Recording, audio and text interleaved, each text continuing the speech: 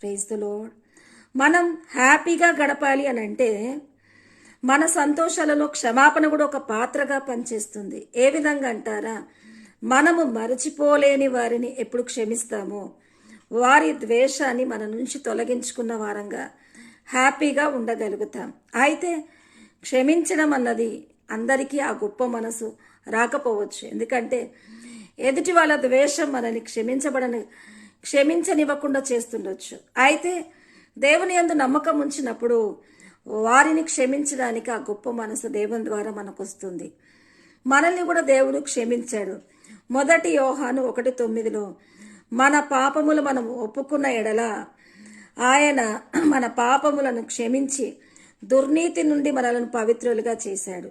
నిజమే, దేవుడు మన పాపముల నుంచి మనల్ని పవిత్రులుగా చేయడానికి క్షమాపణే ముఖ్య కారణంగా ఆ యొక్క నీతిని మనకు ప్రసాదించింది. కాబట్టి ఇతరుల్ని క్షమించినప్పుడు వారి ద్వేషాన్ని మనము మన జీవితంలోంచి తొలగించుకున్న వారంగా ఉంటాం గనక క్షమించడంలో గొప్ప మనసులో ప్రతి ఒక్కరి యొక్క ద్వేషాన్ని మనం క్షమిస్తే మనము దీవించబడతాము.